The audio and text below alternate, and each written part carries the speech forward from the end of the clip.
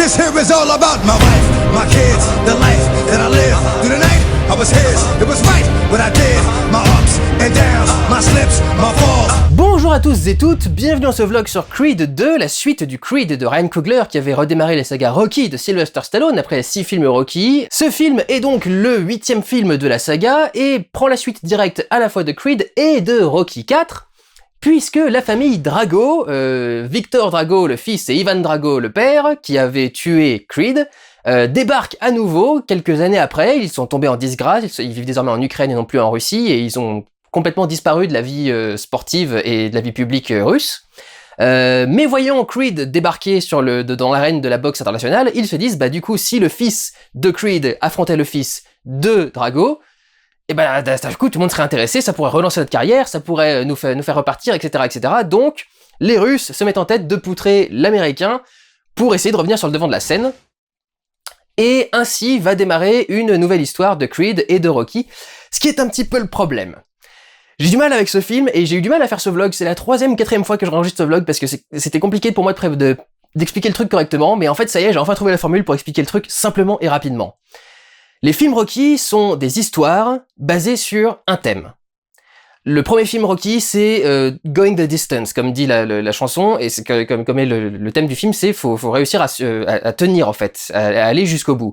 Le deuxième, c'est arriver jusqu'à la victoire. Le troisième, c'est réussir à ne pas se faire happer par la lumière, les trucs qui clignotent, etc., la célébrité, tout ce qui s'ensuit. Le quatrième, c'est justement ayant réussi à devenir juste le boxeur et le symbole de l'Amérique en plus, l'affrontement des symboles entre l'Amérique et la Russie. Le 5, c'est la chute. Le 6, c'est continuer à prouver qu'on vaut quelque chose, même des années après, même après avoir chuté, même après, etc. Et Creed, c'était donc légitimité. Tout ça, c'était un thème qui menait à une histoire. Le problème, c'est que Creed 2 est la suite d'une histoire. Et c'est donc une histoire avant d'être un thème.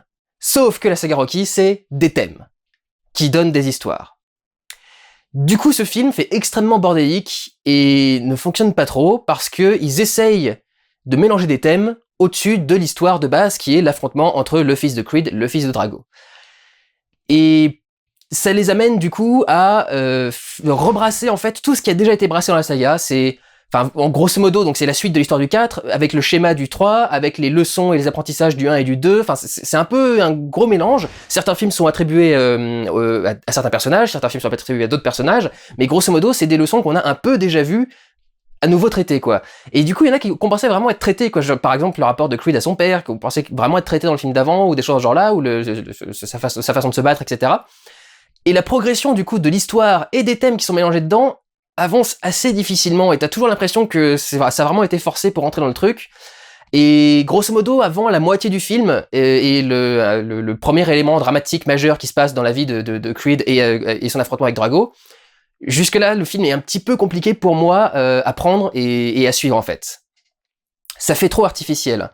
Tu sens que cette histoire est pas naturelle et tu sens qu'il y a un truc qui va pas dans les thèmes qui sont abordés, tu sens qu'il y a un truc qui est bizarre dans la façon dont c'est traité.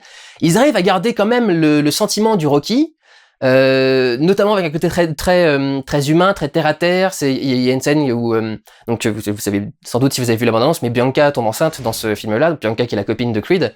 Et le truc c'est qu'en fait elle s'en rend pas compte, c'est la mère de Creed qui le remarque, mais sans rien faire, quoi, sans toucher le ventre, sans rien faire quoi que ce soit, elle a remarqué qu'il avait les joues plus roses ou un truc dans ce genre-là, et donc du coup elle arrive, mais oui, mais moi j'ai bien vu, etc. Ça c'est quelque chose de très humain, c'est très Rocky pour le coup, c'est l'humain au-dessus de la science, au-dessus de machin, au-dessus de tout le reste.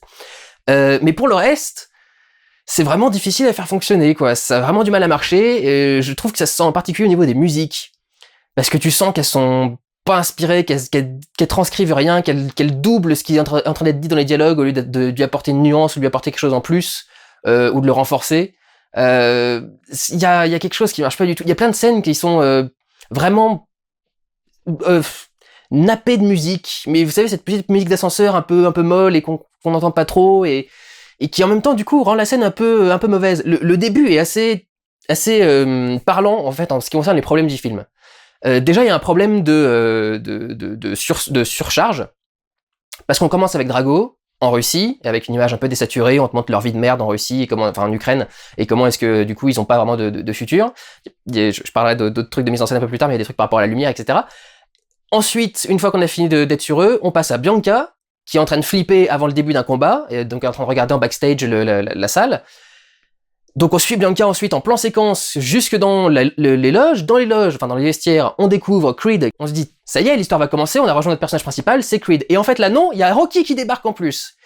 Et du coup, le film démarre et tu fais, je suis qui là? C'est quoi l'enjeu? C'est quoi l'histoire? C'est quoi la règle? Et en fait, c'est tous en même temps. Et c'est là qu'est le bordel en fait. C'est là que le film devient confus justement. Et le truc c'est que justement pendant qu'on a cette scène très confuse où on sait pas trop qui on doit suivre, qui est le héros, quelle est l'histoire qu'on va nous raconter, sur qui on part, quel est le thème, quel est le machin. Il y a cette petite musique, genre mélancolique, mais pas les thèmes de Rocky justement, c'est un peu dommage. Il y a une très faible utilisation des anciens thèmes de Rocky, à part Gonna Fly Now et un ou deux trucs. Elles reviennent vraiment de façon très discrète, mais il y a une espèce de thème mélodrame, mélancolie, musique au violon, dès que Rocky débarque dans une salle, et donc là il arrive et il est là, tu sais, il faut que tu te battes, etc. avec leurs petits trucs de répétition et de machin, et ça va pas quoi. Déjà il y a eu trop de trucs dans ce début pour comprendre quel allait être le sujet, et en même temps cette musique en plus qui fait vraiment pataude quoi, qui fait vraiment basique, très basique. Après je trouve que le film reste quand même bon parce que certains thèmes justement du fait qu'ils soient filés du film d'avant sont vachement intéressants, et notamment celui qui je trouve parfaitement traité, c'est celui de la serviette. Le truc de la serviette, c'est le fameux jeté de serviette que beaucoup de gens n'ont jamais reproché à Rocky, n'ont jamais arrêté de reprocher à Rocky après le 4e, de dire mais quel abruti, pourquoi t'as pas laissé tomber la serviette? Et il y a littéralement un moment, je crois, dans le film où t'as Creed qui dit à Rocky, ah oui, cette fois-ci tu feras peut-être tomber la serviette à temps, ou un truc dans ce genre-là. Donc il y avait tout un truc autour de cette serviette dans Rocky 4 qui était aussi le Rocky le plus grandiloquent de la saga quoi.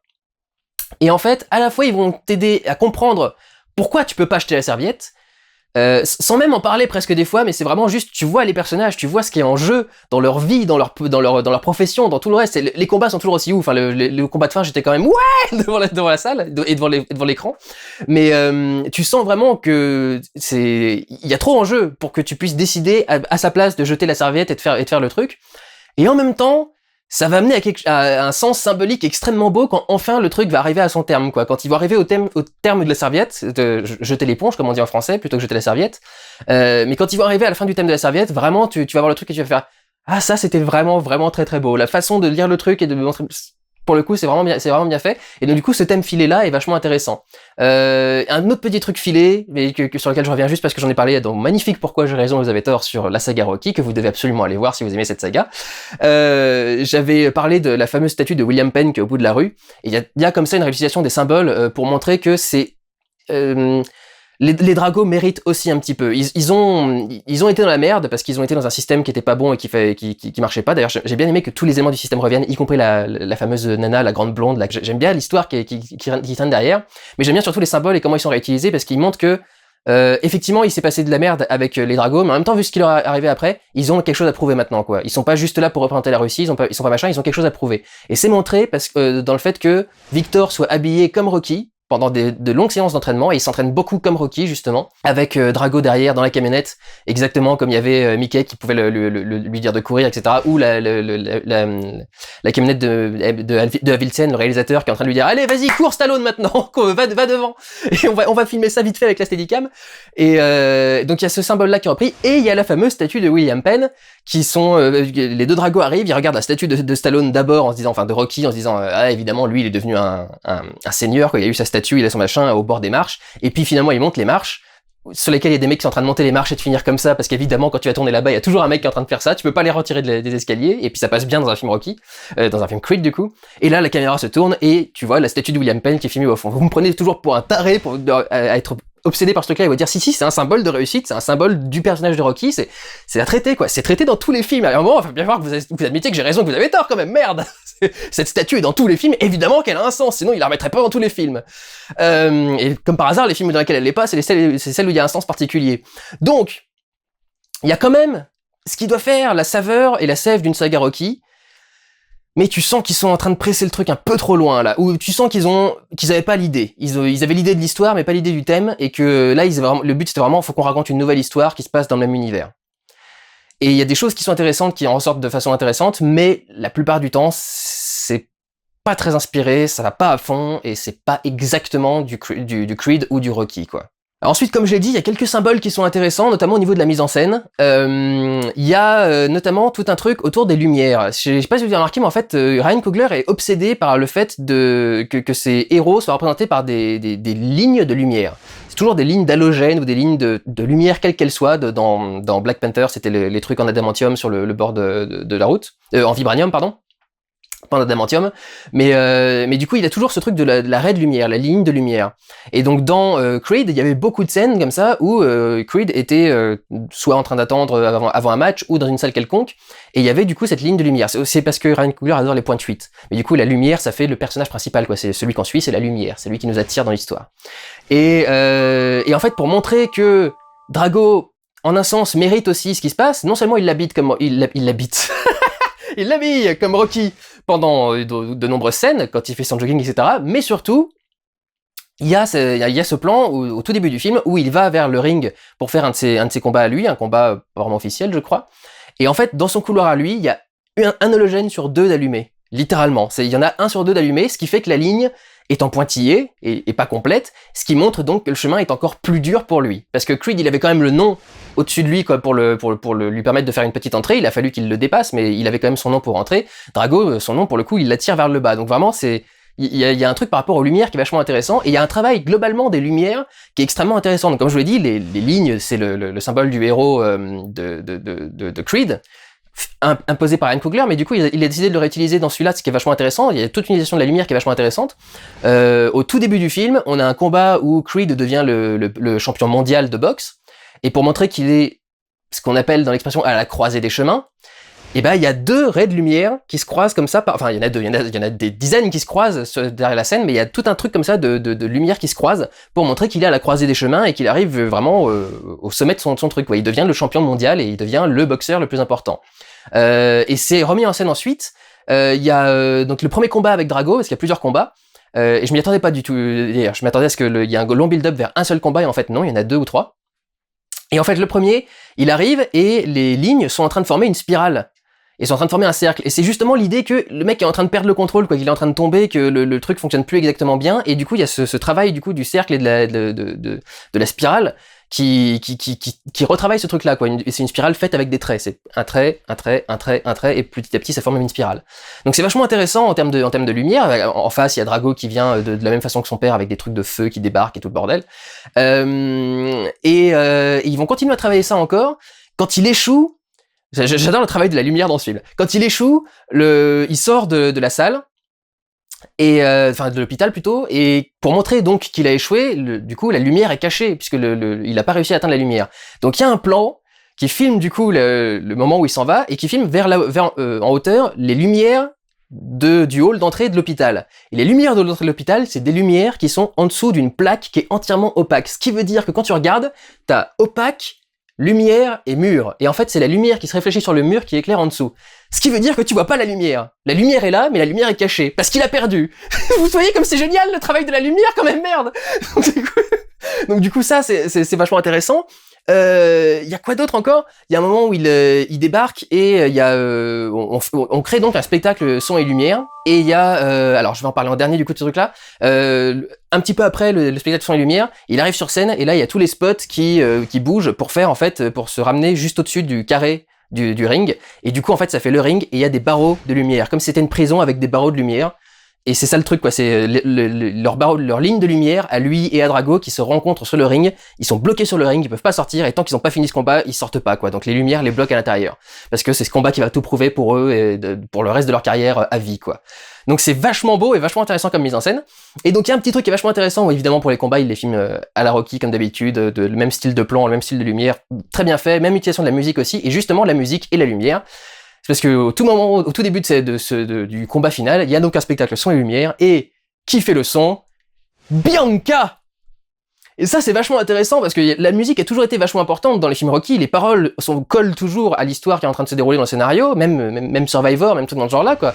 C'est, à chaque fois les musiques sont importantes, et là pour le coup, comme le mec a une copine qui est chanteuse et musicienne dans le truc, et ben du coup tu peux l'intégrer en fait dans l'histoire directement. Donc en fait c'est elle qui chante pour stimuler son champion et soutenir son champion avant le combat. Ce qui est vraiment génial, quoi. C'est l'adaptation moderne de ce que faisait Adrian dans le premier Rocky, quoi. Donc c'est la version moderne, quoi. Cette fois-ci, c'est plus juste une femme au foyer qui a toujours eu un peu de mal à vivre, et qui est toujours un peu victime, un peu machin, et qui découvre du pouvoir grâce à Creed. Elle a du pouvoir, et donc elle vient soutenir son champion sur scène avec le spectacle Son et Lumière, ce qui est super cool. Et elle, quand elle arrive, du coup, il y a tout un cercle de lumière qui passe au-dessus d'elle, et donc il y a le sentiment justement que c'est beaucoup plus réglo, quoi, que c'est beaucoup mieux pensé. Je crois que les lumières sont droites justement sur le côté, etc. Donc il y a quand même des trucs qui sont vachement intéressants en termes de mise en scène et qui sont très bien faits qui sont très bien placés dans le film. Après, pour le reste, je vous dis, c'est du Rocky, mais ça a du mal quand même. Ça peine un petit peu au niveau des dialogues, par exemple. Les Rocky, c'est quand même des films qui sont marquants pour les dialogues et la portée de leurs dialogues et la puissance de certains de leurs dialogues. Et là, dans celui-ci, il y a pas une ligne qui m'a fait frissonner, quoi. Il y a une ligne que j'ai trouvé plutôt sympa. C'est quand Rocky parle de Drago et qui dit il a cassé des choses en moi qui n'ont jamais guéri. Je trouvais que c'était une phrase qui était très belle, qui avait beaucoup de sens, qui était très forte et qui collait très bien à l'histoire et au passé de ces deux personnages. Mais c'est un peu la seule réplique. Il y a un autre moment où Drago débarque pour voir Rocky et lui dire qu'il veut du coup se battre contre Creed qui est son protégé. Et donc il lui fait « My son will break your boy ». Ouais, donc t'as repris la réplique du premier truc, quoi. « I will break you ». C'est... Ouais, si tu veux, mais c'est pas ouf, quoi. C'est pas très ouf, c'est ça le truc. Et il y a beaucoup des discussions et des engueulades entre Creed et Rocky qui passent, hein, qui sont naturelles, mais qui sentent pas le vrai. Enfin, je sais pas, il y a un truc qui déconne, il y a un truc qui fait que c'est pas mérité, que c'est pas mesuré, faudrait peut-être que je le revoie d'ailleurs. Enfin, à un moment ou à un autre, faudrait peut-être que je le revoie, mais j'ai vraiment eu du mal à rentrer dedans, à cerner les enjeux, à cerner le truc. C'est bien fait parce qu'il montre encore des trucs nouveaux dans l'univers de la boxe que j'avais pas trop vu, les entraînements à la piscine par exemple. Stallone disait toujours que c'était très compliqué de trouver des choses à montrer pour l'entraînement de Rocky parce qu'en fait quand tu t'entraînes à la boxe t'as pas grand chose, quoi. Tu sautes à la corde, tu fais du sac et puis du cardio, des trucs dans ce genre là, mais c'est pas non plus le truc le plus divers qu'il y a. Et ils ont trouvé dans celui-ci du coup des trucs un petit peu divers et un peu différents. Il y a apparemment un centre d'entraînement qui existe pour de vrai, même si c'est un peu space comme centre d'entraînement, mais apparemment ça existe pour de vrai. J'ai bien aimé l'entraînement dans la piscine aussi, qu'on n'avait jamais vu, mais le fait qu'il s'entraîne à taper dans la piscine et tu fais putain. Si vous avez déjà essayé de faire ça dans une piscine, vous savez que le mec du coup il a de la force quand même parce que pour réussir à donner des coups comme ça dans la piscine, faut le faire. Donc du coup il y a quand même des trucs qui sont intéressants. Et je sais pas, il y a pas l'étincelle, il y a pas la saveur, il y a pas le truc, il y a quelque chose qui va pas dans cette suite. Elle fait vraiment suite pour le coup. Et c'est vraiment un sentiment que j'avais jamais eu avec les autres films Rocky. Pourtant je me les suis tous enchaînés vraiment les uns après les autres. Et j'avais jamais eu ce sentiment vraiment de c'est la suite. Et là pour le coup c'est la suite. Clairement c'est une suite. Et ça le syndrome et tous les problèmes que peuvent avoir les suites actuelles. Donc voilà, très partagé sur ce Creed 2. À mon sens, c'est le moins bon de toute la saga. Je sais qu'il y a beaucoup de gens qui ont du mal avec le 4 et le 5, mais moi, ils ont quand même une bonne place dans mon cœur.